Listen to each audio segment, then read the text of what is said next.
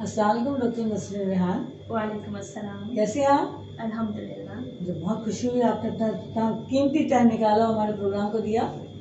अच्छा डॉक्टर, आप प्लीज़ हमें ये बताएंगी, अपना इंट्रोडक्शन देंगी हमारे व्यूवर्स को, और बताएंगी कि आप इस फील्ड में क्या हैं और किस तरह से आपकी फील्ड के बारे में थोड़ा बहुत मालूमात हमारे व्यूवर्स को बताएं। थैंक यू मिस रोज़मीन, आपने मुझे वक्त दिया और इस प्लेटफॉर्म पे बुलाया कि मैं भी वो इससे अपनी फ़ील्ड के बारे में बात करूँ। मेरा नाम डॉक्टर नसरीन रेहान है। मैं क्लिनिकल साइकोलॉजिस्ट हूँ। पीएचडी किया हुआ है मैंने क्लिनिकल साइकोलॉजी में।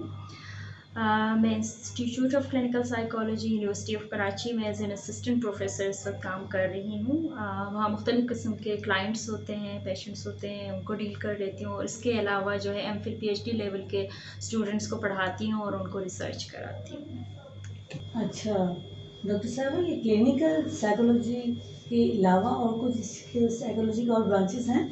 बिल्कुल, डिफरेंट वैरायटी है साइकोलॉजी के, बहुत सारे ब्रांचेस हैं जिसमें हमारा एक क्लिनिकल साइकोलॉजी है, एक फोरेंसिक साइकोलॉजी है जिसमें हमारे पास डिफरेंट तरह के क्रिमिनल जो लोग होते हैं उनकी साइकोलॉजी को पढ़ा जाता है, हेल्थ साइकोलॉजी है, स्पोर्ट्स साइकोलॉजी है, चाइल्ड रिलेटेड साइकोलॉजी होती है। उसके अलावा जो है आपका बिजनेस साइकोलॉजी अलग होती है जिसको हम मार्केटिंग कहते हैं। इस तरह काफ़ी सारी वैरायटी है। डेवलपमेंटल साइकोलॉजी है। सो काफ़ी सारे ब्रांचेस हैं साइकोलॉजी के। अच्छा, मगर इसके बावजूद भी हमारी सोसाइटी में हमने इतना साइकोलॉजिस्ट का पार्ट देखा नहीं है, क्यों? बेसिकली साइकोलॉजी एक वास्ट जो है सब्जेक्ट है। क्लिनिकल साइकोलॉजी पाकिस्तान में इस वक्त काफ़ी काम कर रही है, ख़ासकर कराची में इसके काफ़ी सारे ब्रांचेस काम कर रही हैं clinical psychologist. Other than that बाकी जो ब्रांचेस है वो इतना नहीं है। मार्केटिंग में साइकोलॉजी काम कर रही है। इसकी बड़ी वजह ये है कि लोगों को जो हमारे यहाँ मेंटल हेल्थ रिलेटेड या साइकोलॉजी या इमोशनल हेल्थ से रिलेटेड जितने इश्यूज़ हैं इनके बारे में अव्वल तो या अवेयरनेस बहुत नहीं है, या अगर अवेयरनेस है तो उनकी एक्सेप्टेंस इतनी नहीं है कि जिस तरह के दूसरे हेल्थ इश्यूज़ हैं जिनको बहुत ज़्यादा आप कह सकते हैं कि एम्फेसाइज किया जाता है या इनकी वजह से बहुत ज़्यादा ख़दशात होती हैं या उनकी वजह से लोग बहुत ज़्यादा कंसर्न लेते हैं उनसे रिलेटेड, लेकिन जहाँ साइकोलॉजी की बात होती है वहाँ लोग थोड़ा सा शायद इसको स्टिग्मेटाइज होने की वजह से, स्टिग्मा अटैच होने की वजह से जो है वो इतना इस चीज़ को अपीलिंग नहीं समझते कि वो अपने हेल्थ केयर प्रोवाइडर के पास चले जाएं या मेंटल हेल्थ जो प्रोफेशनल्स हैं उनके पास चले जाएं। अगर हैं तो भी वो बहुत ज़्यादा सामने नहीं आ रहा होता बिकॉज कि हमारी सोसाइटी, हमारे लोग जो हैं वो उनके पास जाना इतना मुनासिब नहीं समझते होते। बिल्कुल, यही बात मैंने भी मतलब ये नोट की है कि फ़ॉरेन कंट्रीज़ में बहुत सी सारी बहुत सी कंपनीज़ और बहुत सी स्कूल्स में हर जगह ये कंपलसरी होता है, किसी साइकोलॉजिस्ट को रखते हैं एज अ पार्ट ऑफ मतलब जॉब वो हायर करते हैं। बट हमारे यहाँ ये चीज़ कम है। आई थिंक हर कंपनी में, हर स्कूल्स में ये चीज़ नहीं मिलती। तो ये क्यों? सेम यही वजह है आपकी? बेसिकली अगर आप देखा जाए Pakistan is a developing country है। यहाँ पे अगेन वही है कि जो प्राइमरी हेल्थ कंसर्न है उनके ऊपर इस वक्त फोकस है।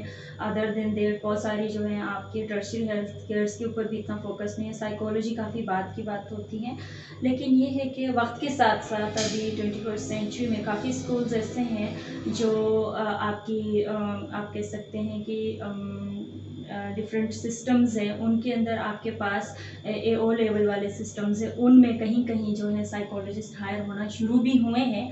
ठीक है, उसमें जो है बहुत सारे बच्चों को हमारे पास भी भेजा जाता है जिनमें स्क्रीन आउट किया जाता है कि बच्चों के कोई बिहेवियरल इश्यूज़ हैं या जो इनकी स्पेशली अगर आप देखें जो अर्ली चाइल्डहुड के स्टेजेस होते हैं उसमें देखने के लिए कि बच्चे का आगे के लिए क्या स्टेमिना है या आगे ये बच्चा किस हद तक जा सकता है या इनके कोई प्रॉब्लम्स है, इनको मेन स्ट्रीम स्कूल्स की ज़रूरत है, इनको नॉर्मल स्कूल्स करवाने हैं या किसी स्पेशल एजुकेशन सिस्टम के अंदर उसको भेजने की ज़रूरत है। इस तरह की स्क्रीन आउट करने के लिए काफ़ी स्कूल्स जो है वो वर्क कर रहे हैं, लेकिन आप कह सकते हैं कि ये जो है बहुत कम या ना होने वाली जैसी हैं। इसकी वही वजह है कि यहाँ पे सिस्टम में बहुत सारी चीज़ें अभी जो है डेवलप होने बाकी हैं, लेकिन फिर भी ये है कि बहुत कम लेकिन अवेयरनेस आ रही है। तो हमारे पास कुछ बच्चे आते हैं या कुछ स्कूलों में जो है साइकोलॉजिस्ट हायर हैं, वो इन्हीं चीज़ों के ऊपर स्पेशली अर्ली चाइल्डहुड और उसके अलावा एडोलेसेंस के जो प्रॉब्लम्स हैं उनके ऊपर काम करने की सब कोशिश हैं। जी, आपने भी बताया कि जिस तरह से चाइल्डहुड डेवलपमेंट में भी आप शायद काम कर रही हैं, तो इसके इतने छोटे बच्चों पे आप किस तरह से साइकोलॉजिकल एनालिसिस करती हैं? तो कुछ ऐसी बातें बताएं जो हमारे घर में पेरेंट्स अपने बच्चों के लिए हेल्पफुल मतलब कैटर कर सकें अपने बच्चों को। बिल्कुल। बच्चा जो है जिस तरह से बच्चा पैदा होता है तो वहीं से बच्चे की साइकोलॉजी नोट होती है, यानी बच्चे के रिफ्लेक्सेस देखे जा सकते हैं कि बच्चा जो है वो जब बच्चा पैदा होता है तो बहुत सारे हेल्थ इंडिकेटर्स होते हैं। तो हम लोग एज ए साइकोलॉजिस्ट पेरेंट्स को यही कहते हैं कि बच्चा जब पैदा हुआ है तो स्पेशली ये भी देखा जा सकता है कि प्रेगनेंसी के दौरान माँ की कंडीशन कैसी रही है, बिल्कुल। ठीक है, उनकी साइकोलॉजिकल हेल्थ, इमोशनल जी, हेल्थ कैसी बहुत नहीं है, इम्पोर्टेंट उसका है। इम्पैक्ट जो है वो बच्चे के ऊपर ज़रूर होता है, ठीक है। उस वक्त अगर वो ड्रग्स मेडिसिन वगैरह लेती है उसका इम्पैक्ट बहुत हो रहा होता है। तो ये एग्जैक्टली। सारी हिस्ट्रीज जो होती है वो बहुत ज़्यादा इंपॉर्टेंट होती है और पेरेंट्स के लिए भी हेल्पफुल है कि वो जब भी कंसीव करती हैं, स्पेशली मदर्स, ठीक है, तो वो अपनी स्ट्रेस लेवल को किस तरह कम कर सकते हैं ताकि बच्चे के ऊपर ये चीज़ें आगे जो है ना वो इम्पैक्ट ना डालें नेगेटिवली। इसके अलावा जब बच्चा पैदा होता है तो इसकी इनिशियल क्राई जो एक रोता है वहाँ से जी। लेके उसका जो बैठना, चलना फिरना, उसका speech development, these are the milestones जो बहुत इंपॉर्टेंट होते हैं बच्चे की अर्ली डेवलपमेंट में। उनको नोट करना कि कब हुआ, जो एक एवरेज बच्चा है उसके साथ वो हुई है या नहीं हुई है, ये बच्चे की साइकोलॉजी के ऊपर बहुत ज़्यादा इम्पैक्ट करती है। एक टेम्परामेंट होता है बच्चे का, शुरू से देखा जाता है कि बच्चा जो है वो किस तरह का है, गुस्से के तेज़ वाला बच्चा है, इजी गोइंग जी। बच्चा है यानी चीखने चलाने वाला बच्चा बिल्कुल। है, ज़िद्दी टाइप का बच्चा है, ठीक है, वो हाँ। दूध को अगर उसका दिल हो रहा है तो वो किस तरह से मांग रहा होता है, उसके किस तरह का नेचर डेवलप हो रहा है। So these indicators are very important कि आप एक माँ इन चीज़ों को नोट कर सकती हैं।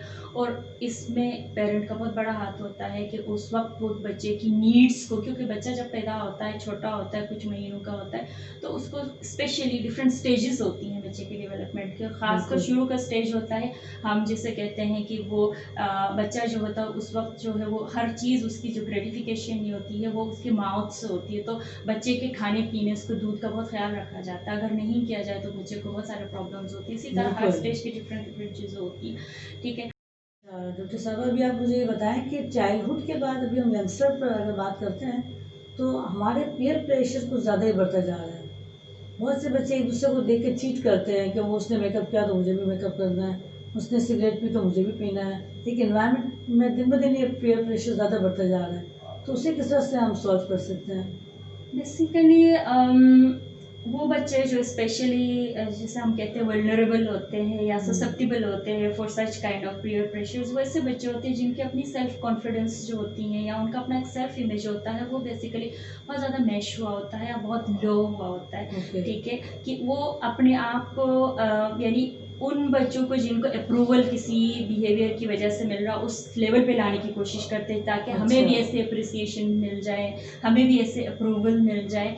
उसकी बड़ी वजह ये होती है कि अगेन पेरेंट्स क्योंकि या फैमिलीज़ या उनका जो इमीडिएट सर्कल होता है वो बहुत ज़्यादा रोल प्ले कर रहा होता है। ख़ासकर हम साइकोलॉजिस्ट हम लोग कुछ टर्मिनोलॉजीज यूज़ करते हैं, जैसे कि हम कहते हैं कि बच्चों को हमेशा से, बच्चों को नहीं बल्कि बड़ों को भी, एडोलेसेंट्स को भी अनकंडीशनल पॉजिटिव रिगार्ड देना चाहिए। यानी अगर हम उनसे प्यार करते हैं वो किसी कंडीशन के बेस नहीं होना चाहिए। ओके। हमें हमेशा ये बच्चों, बहुत अच्छी बात आप बता रहे हैं कि हम पेरेंट्स क्या को करते देखना हैं कि चाहिए। हम कहते हैं कि एक बच्चा अच्छा तब है जब वो अच्छा काम करता है, बिल्कुल। ठीक है। ह्यूमन बीइंग हमेशा अच्छे नहीं होते हैं, कुछ एक्ट्स होते हैं, कुछ बिहेवियर्स होते हैं जो इनअप्रोप्रिएट होते हैं या अच्छे नहीं होते। तो ओके। उन एक्ट्स या उन बिहेवियर के ऊपर हम किसी इंसान को लेबल नहीं कर सकते कि ये बुरा है या अच्छा है, ठीक बिल्कुल। है। तो ये इंसान के शुरू से ही हमारे उसके जहन में डालने की बात होती है कि हमें अनकंडीशनल पॉजिटिव रिगार्ड देना होता है कि you human being is always positive, he is good. सिर्फ कंडीशंस, कुछ कंडीशंस होती है जिसमें कुछ बिहेवियर बुरा होता है, तो उसकी वजह से इंसान बुरा नहीं हो सकता। तो उससे ओके। क्या होता है कि एक बच्चा लर्न कर लेता है कि I am okay, I am good. अगर दूसरे लोग हैं तो क्या हो गया कि उनका अपना है। और दूसरी चीज़ ये है कि हम बहुत कंपेरिजन्स करते हैं घरों में, बिल्कुल, ठीक ये है? तो बहुत हम ज़्यादा बहुत कंपेरिजन्स करते हैं, वो फाइनेंसेस में भी कंपेरिजन्स कर रहे होते हैं, उनकी स्टडी में भी कर रहे इंडिविजुअल में, होते हैं। स्टडीज़ में, हर चीज़ में कंपैरिजन करते हैं। देखिए पेरेंट्स को, इमीडिएट सर्कल को, इवन टीचर्स को भी मैं ये सजेस्ट करूँगी कि कंपैरिजन नहीं, हर बच्चे की एक इंडिविजुअल क्यों बोलते हैं, हर एक इंसान यूनिक है। बिल्कुल, नो इंडिविजुअल डाउट। का मतलब है कि हर इंसान मुख्तलिफ है, क्योंकि जब एक इंसान मुख्तलिफ है तो इसका मतलब है कि इसके अंदर कैपेसिटीज़, इनके अंदर कैपेबिलिटीज़, उनकी शॉर्ट कमिंग्स, उनकी वीकनेस, उनके अंदर सारी चीज़ें एक दूसरे से डिफरेंट है, ठीक बिल्कुल। है? तो इंसान को, बच्चे को, चाहे वो एडोलेसेंस हो, जो खासकर पीयर प्रेशर से उनको निकालने के लिए ज़रूरी है कि हम उनको ये सिखाएं कि अगर वो मिस्टेक करता है, it's okay, there must be always a space for mistake. ये नहीं कि मिस्टेक के बगैर इंसान ज़िंदगी गुजारे, बिल्कुल, वो तो मिस्टेक एक ज़रूरी नेचर है, है। उससे लर्न करेगा, उससे कंपैरिजंस नहीं करें। अगर कंपैरिजंस करते भी हैं तो उनको ये लर्न करवा दीजिएगा कि कंपैरिजन इसलिए की जाती है कि you have the potential to do like that person, इसलिए नहीं कि आप उसकी तरह नहीं कर सकते हो। यानी बिल्कुल। अगर वो बेहतर है तो आप उसकी तरह भी आप भी कर सकते हो, उससे भी और अच्छा कर सकते हो। अच्छा, मैं आपसे ये पूछूँ कि हमारी सोसाइटी में बहुत ज़्यादा स्टीरियोटाइप होता है। मतलब कोई मर्द रोना चाहे तो रो नहीं सकता, घर में भी डेथ हो जाती है तभी वो नहीं रो पाता। आई थिंक वो अपने इमोशंस को इतना ज़्यादा एब्जॉर्ब कर रहा होता है। और अगर एक दूसरी चीज़ है कि गर्ल है तो सारी चीज़ें पिंक पिंक पिंक, बॉय है तो सारी चीज़ें ब्लू ब्लू ब्लू। तो व्हाट इज़ दिस, इसको किस तरह से मतलब रिड्यूस करें? हाँ, बेसिकली दीज आर माइंडसेट्स। हाँ बिल्कुल। स्टीरियोटाइप्स बेसिकली माइंडसेट्स हैं जो कि हमारी आबाओ अजदाद से चलती आ रही है, तो हम उस चीज़ को लेकर चल रहे होते हैं कि यही करना है। इसमें भी बहुत सारे तौहीमात भी आ जाती हैं, वहम भी होते हैं कि ये करोगे तो हाँ ऐसा भी बिल्कुल, हो मिथ्स हो जाएगा, जाते ये हैं। करेंगे तो ऐसा हो जाएगा, बिल्कुल। समथिंग लाइक दिस, मिथ्स, तौहीमात, वहमात, ये हाँ सारी चीज़ें भी आ जाती हैं। तो स्टीरियोटाइप बेसिकली आपकी माइंडसेट्स होती हैं कि आपने, हम इनको स्कीमास कहते हैं कि हमने अपने माइंड बनाया हुआ है कैसी तरह से है। लेकिन अब उसको रिड्यूस करने के लिए ज़रूरी है कि हम इस चीज़ को एक्सेप्ट करें। स्पेशली देखिए कि अब हमारी एक ओल्डर जनरेशन है, वो तो चले ठीक है, हम उसको हम बहुत बदल नहीं सकते हैं, उनका बिल्कुल। जिस तरह से लाइफ हो गई है।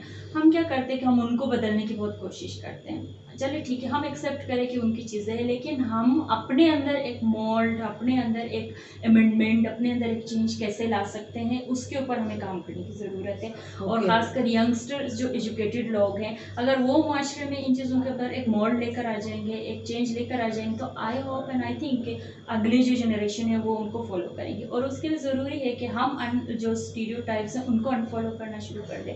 अनफॉलो ऐसे नहीं कि हम किसी के साथ तजाद कर दें, या जो है हम किसी को जो है उसकी उनको बुरा भला कहें कि आप लोगों ने, आपने जैसे मिसाल दी कि मर्द जो होते हैं उनको हम जी, कहते हैं कि अक्सर ये देखा गया है। बिल्कुल कि उनको जो है वो ब्रे होना चाहिए, रोना नहीं चाहिए, ये स्टीरियोटाइप है। जबकि अगर देखा जाए मर्द भी एक इंसान है, इंसान ठीक है, है? जज्बात और एहसासात जो होते हैं वो हमारी बेसिक नेचर के अंदर होती हैं, बिल्कुल। ठीक है? उसको कोई जो है ना वो जितना भी कोशिश करे वो कंट्रोल कर सकता है, लेकिन उसको ख़त्म नहीं किया जा सकता है। जिस तरह एक इंसान पॉसिबल को ही नहीं भूख है। लगती है, जिस तरह से एक इंसान को प्यास लगती हैं, नीड्स होती हैं, इसी तरह से हमारे जज्बात और एहसासात भी इसी।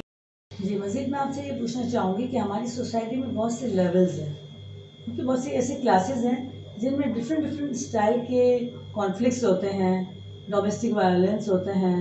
तो इन चीज़ों को रिड्यूस करने के लिए कुछ ऐसी प्रैक्टिसेस आप बताएं कि हमारे व्यूवर्स इसको फॉलो करें।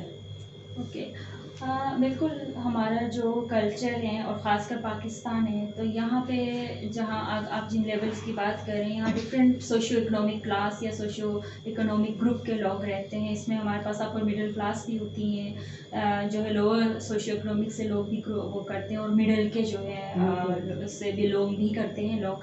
और हर तबके का अपना एक अलग किस्म की प्रॉब्लम्स होती हैं, ठीक है। अगर आप फाइनेंसिस को देखते हैं तो वो अलग तरीके से होती जी, हैं, बिल्कुल। बच्चों के हवाले से अलग हैं, ठीक है, उनकी एजुकेशन अलग है, हेल्थ केयर के रिलेटेड अलग है। सो दीज ऑल थिंग्स, क्योंकि हमारी साइकोलॉजी जो है वो इंटरवुवन है, लिंक्ड है टू डिफरेंट फैक्टर्स, ठीक है। और इन फैक्टर्स की वजह से जो है ना हमारी साइकोलॉजी इम्पैक्ट होती है। साइकोलॉजी कोई ऐसी चीज़ नहीं है कि जो बिल्कुल ही अलग चीज़ है, ठीक है। ये हमारी जो है इन्वायरमेंट से भी इफेक्ट होती है, या हमारी फैमिली से भी इफेक्ट होती है, हर चीज़ से इफेक्ट होती है। तो इन क्लासेस में भी जो है हमारा सिस्टम डिफरेंट होती है, उनके प्रॉब्लम्स डिफरेंट होती है। तो यहाँ आपको जो है डिफरेंट उसमें आपको इमोशनल अब्यूज़ भी मिलेगा, आपको जो है मुख्तलिफ उसमें फिजिकल अब्यूज़ भी मिलेगा, डोमेस्टिक वायलेंस भी मिलेगा, ठीक है। इसके अलावा इवन सेक्सुअल अब्यूज़ के केसेस भी आपको मिल जाएंगे, ठीक है।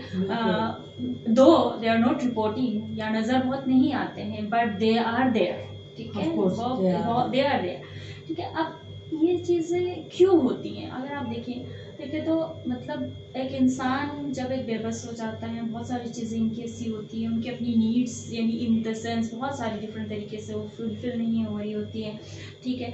तो वो इंसान जो है इस तरह की अपनी सेटिस्फेक्शन को, अपने आप को, एक हर इंसान को एक नीड होती है कि वो किसी तरह किसी चीज़ के अंदर पावर में आ जाए, ठीक है। उनका कोई ना कोई पावर, अब ज़रूरी नहीं कि वो पावर जो है वो हमेशा जो है किसी पॉलिटिकल ग्रुप के बड़े होके या किसी उसका इंतज़ामिया का बहुत बड़ा पर्सन होके ही पावर लिया जा सकता है। तो पावर स्ट्रगल में जो होता है आपका, जो पावर की नीड हम कहते हैं, उसके अंदर एक पर्सन का हमेशा ये होता है वो किसी जो मुतवसत या निचला तबका होता है, निचला तबका का मतलब मैं सिर्फ सोशो इकोनॉमिक ग्रुप की बात नहीं कर रही हूँ। फॉर एग्जांपल एक घर है, उस घर के अंदर बहुत दफ़ा हमारे कल्चर के अंदर होता है कि मियाँ जो होता है फॉर इंस्टेंस वो बड़ा समझा जाता है, या मेल को वो जो पेट्रियार्किक सोसाइटी होने की वजह से रूल है, तो यहाँ पे ऐसा होता है कि मेल जो है वो डोमिनेंट सोसाइटी होने की वजह से मेल को दर्जा दिया जाता है।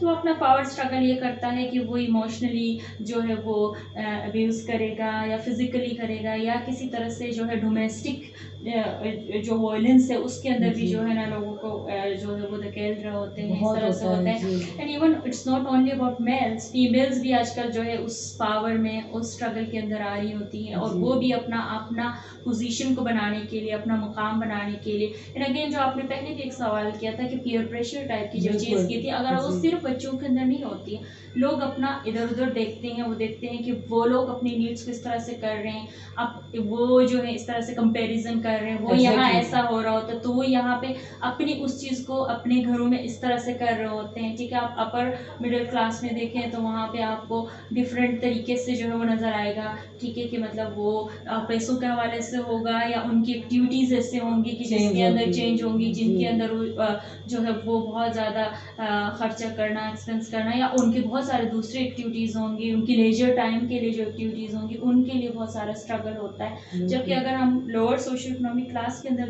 देखते हैं तो उनके अंदर जो चीज़ें होती है वो बेसिकली उनकी बेसिक नीड्स, खाने पीने और ये सारी चीज़ें पूरी नहीं हो रही होती, तो उनके अंदर आपस में कॉन्फ्लिक्ट आ रहा होता है, फैमिलीज़ में उनके अंदर आपस के अंदर ये होता है। फिर जब आजकल की जिस तरह की कंडीशंस है, कोविड का चल रहा है, सारी चीज़ें हो रही है, तो ऐसे में जो बहुत सारे लोग जो है जॉबलेस हो रहे हैं, ठीक है, उनके अंदर फाइनेंशियल जो उनकी प्रॉब्लम्स, और साथ में किसी भी तरह से हमारे कंट्री में या ग्लोबली कह सकते हैं कि हर चीज़ के अंदर महंगाई हो रही है, उसके बाद जॉबलेस होना, बहुत सारे कंपनीज से जो है वो फायर करना है एम्प्लॉयज़ को, ये सारी कंडीशन से बहुत प्रॉब्लम्स आ रही है, जिसकी वजह से एक इंसान का पूरा जो स्ट्रेस या पूरा टर्मोइल जिसे कहते हैं हम लोग, कि सारा का सारा जमा हो रहा होता है, वो इसको हम कहते हैं कि डिस्प्लेस कर रहा होता है। और जब डिस्प्लेस कर रहे होते हैं तो क्या होता है कि अपने से छोटे जो उनको उस वक्त जो है ना वो पावर का मुकाबला नहीं कर सकेंगे, जियो उनकी ग्रिप में आ जाए, बिल्कुल एग्जैक्टली, तो वहाँ पे क्या करते हैं, उसको डिस्प्लेस कर रहे होते हैं। अच्छा, लास्टली मैं आपसे ये पूछती चलूँ कि आप इतनी ज़्यादा बिजी हैं अपने प्रोफेशन में, तो थोड़ा सा आपकी इसके अलावा क्या एक्टिविटीज़ हैं? अल्हम्दुलिल्लाह इसके अलावा लेजर एक्टिविटीज़ काफ़ी सारी होती हैं। मेरे पास मेरी फैमिली है, अल्हम्दुलिल्लाह जॉइंट फैमिली में रहती हूँ। सारे जो जॉइंट फैमिली है उनको टाइम देना होता है, उनके साथ जो है वो वीकेंड्स पे उसके अलावा जो भी टाइम होता है हम गुजार रहे होते हैं। छोटा सा मेरा बेटा है, उसके साथ मेरा बहुत ज़्यादा टाइम गुजरता है, उसके साथ खेलना कूदना। और मुझे थोड़ा बहुत शौक प्लांटेशन का है, मैं थोड़ी बहुत जो है Very फ्लावरिंग good. और ये सारी चीज़ें कर रही होती हूँ। उसके अलावा जो है थोड़ी बहुत बच्चे पहले थोड़ा कम हुआ था, लेकिन अब बच्चा है तो उसके अलावा उसके साथ थोड़ी बहुत बुक्स वुक्स के साथ भी जो है टाइम गुजारना Reading होता वगैरह, है, good. रीडिंग वगैरह होती है। एंड ओवरऑल जो है मैं थोड़ा सा मेरी अपनी नेचर के हैं, हम अभी हेल्पिंग नेचर में हूँ, तो फिर मुझे इसी तरह से जो है अपने प्रोफेशनली भी अदरवाइज़ वॉलंटियरली भी जो है ना लोगों की हेल्प करने में, या अपनी सोसाइटी में कहीं पे इस तरह के लेक्चर्स कराने या इसी तरह के वॉलंटियर वर्क जो है वो मुझे बहुत सेटिस्फेक्शन दे रही होती हैं, उसके अंदर मैं इंगेज रखती हूँ अपने आप को। Exactly. तो बहुत ही इसी तरह अच्छा। से जो है अपना थोड़ा टाइम प्रोडक्टिव बना रहे होते हैं, और फिर बहुत थोड़ा बहुत ज़बरदस्त आप फैमिली काम के कर रहे साथ हैं। घूमना भी होता है, थोड़ा टाइम देना पड़ता है, ये सारी चीज़ें। Very good, thank you very much doctor Nasreen. Thank you very much, आपने मुझे इस प्रोग्राम यानी एक कहानी मेरी ज़ुबानी में मुझे इनवाइट किया और बहुत अच्छा लगा, and I am very please to be part of this programme. और मेरी व्यूवर्स से मेरी इल्तिजा है कि इस प्रोग्राम को लाइक करें, शेयर करें और सब्सक्राइब करें। Thank you very much doctor Nasreen. मैं हमारे तमाम व्यूवर्स से गुजारिश करती हूँ कि प्लीज़ हमारे चैनल पर टीका पर इनका नंबर चल रहा है, तो आप इनके एक्सपर्टीज से भरपूर फ़ायदा उठाइएगा। अगली बार फिर दोबारा मिलेंगे। अल्लाह हाफिज़।